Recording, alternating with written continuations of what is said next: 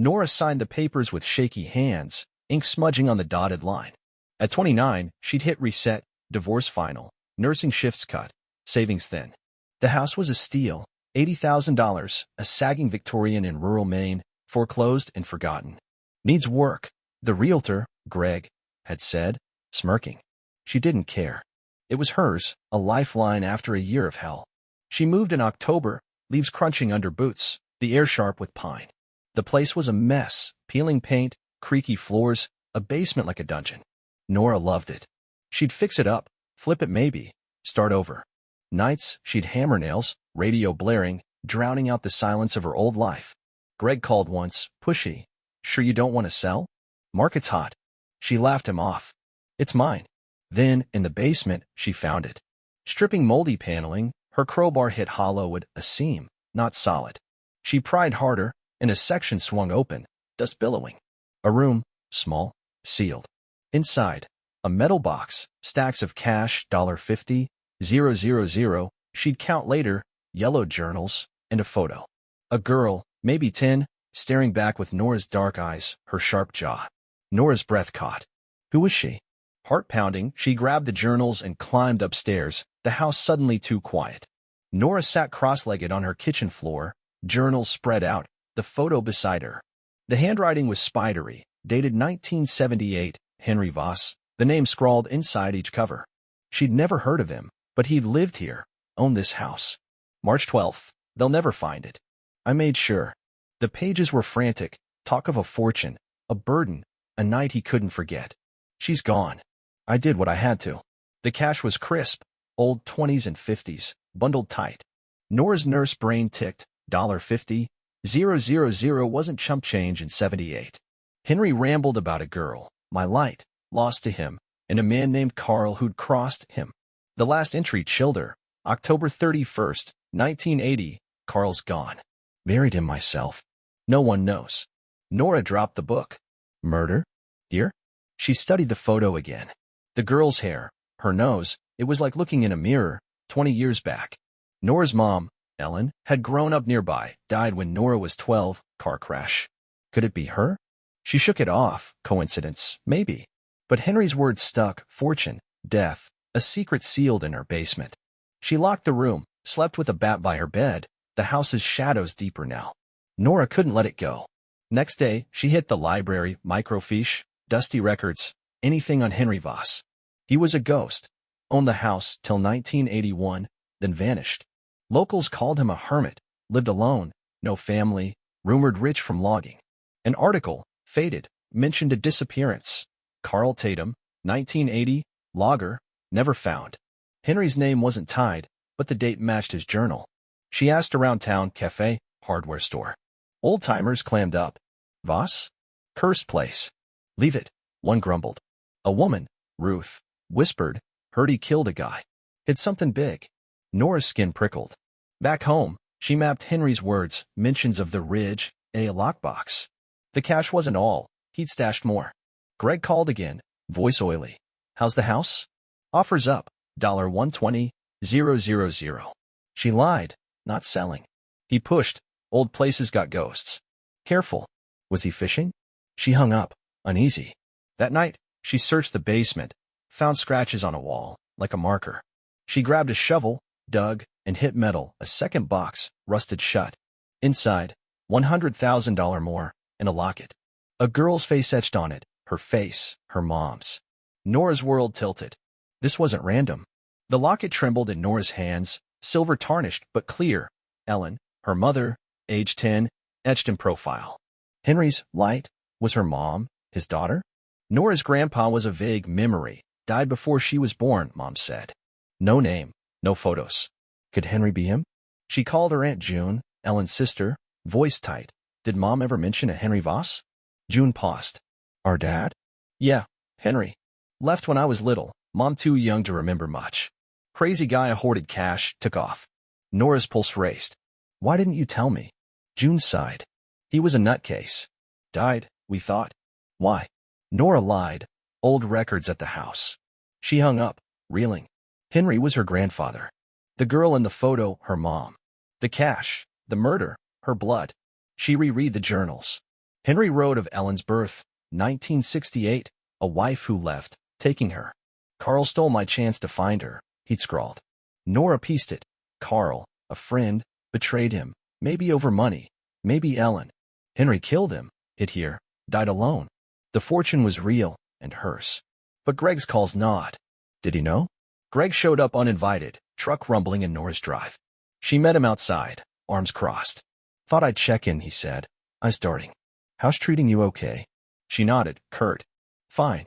He lingered, casual but off. Found anything weird? Old owners leave stuff. Nora's gut twisted. He knew something. She played dumb. Just junk. He smirked. Heard Voss was loaded. Crazy, huh? She shrugged, watching him scan the windows. Sell yet? He pressed. $130,000 now. Nora said no, firm. He left, but his truck idled down the road too long. She locked the door, checked the basement, boxes safe. Greg wasn't just pushy, he was hunting. Nora called Ruth from the cafe. Greg ever mention Voss? Ruth snorted. Obsessed. Asked about that house for years, thought it's got treasure. Nora's spine chilled. Greg wasn't random.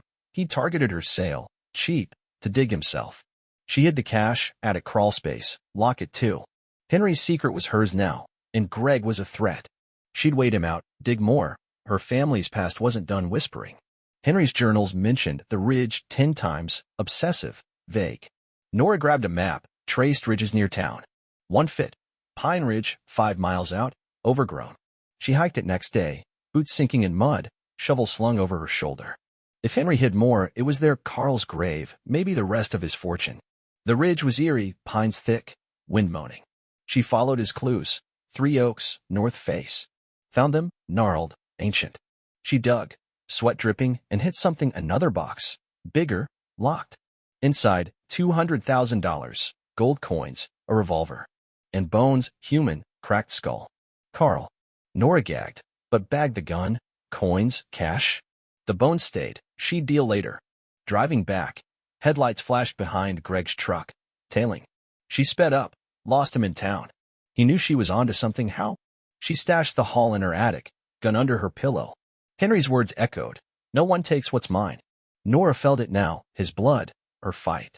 Greg wasn't getting this, not after Carl's fate. Greg broke in at midnight, glass shattered, footsteps heavy. Nora woke, gun in hand, heart hammering. She locked the attic, but he was in the basement, banging, searching. Where is it? He yelled, voice slurred, drunk, desperate. She crept down, saw him pry the hidden door. He'd known all along. Greg, stop, she shouted, gun up. He spun, crowbar raised, eyes wild. Voss's stash, mine. You're sitting on millions. He lunged, she fired, warning shot, wall splintering. He froze, then swung.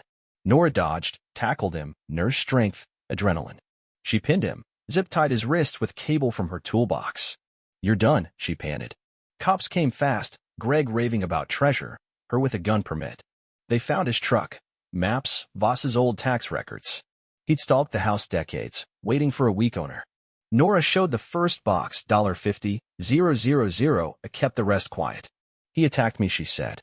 They hauled him off, assault charge pending. She didn't sleep, Henry's revolver cold beside her. Nora told the cops about the room, not the ridge, no bones, no $350,000 more. They searched Greg's place, found journals he'd stolen from county archives, Voss's will, to my daughter, Ellen, all I have. Nora's mom. Greg had connected it, targeted her. She called June again. Henry's money, was it dirty? June sighed. He fought Carl over land, killed him, we think. Mom never knew. Nora sat with it, grandfather a murderer, mother his ghost. The photo, the locket, Ellen's childhood, lost to Henry's rage. The cash was blood money, Carl's life. She could burn it, give it up, but it was hers too, her mother's legacy twisted. Greg's arrest hit the news, locals buzzing, Voss's curse. Nora stayed silent, plotting. She boxed the journals, kept the locket, her mom's face, her link. The money stayed hidden. Greg wasn't the end. The house held more, and she'd face it, Henry's heir, not his victim. Greg got 5 years, assault, breaking in. Nora testified, calm, showing the basement door. Cops asked, more cash? She shrugged. Just the $50,000. They bought it, small town, no budget to dig. She buried the Ridgebones, Carl's, under an oak, no marker. Let him rest. The house felt lighter, hers now. She fixed it, new paint, floors, no more shadows. Townsfolk stared, whispered, she ignored them. The $350,000 in coins, $400,000 total, sat in her attic. Blood money, yes, but power too. She'd fought for it, bled for it. Greg's bruises proved that. Henry's sin wasn't hers, but his strength was. June visited, saw the photo. Mom never talked about him.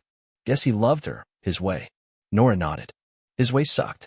They laughed, bitter. She kept the locket on, a tether. Greg wrote from jail, tell me where it is. She burned it. Her story, not his. Nora stayed. The house was home of flaws, ghosts, all. She used $100,000 to renovate, solar panels, a garden, kept nursing, part-time. The rest? A trust for kids she might have, not cursed but cleansed. Henry's dark hoard became her light. Ironic, fitting. Locals softened, Ruth brought pies, kids played in her yard. The Voss curse faded. She was just Nora now. One night, she sat on her porch, locket glinting, $300,000 still hers. She turned a killer's lair into a haven, her win, not his. The photo stayed framed. Ellen, her root. Nora smiled, free in a house that once hid death, now alive with her.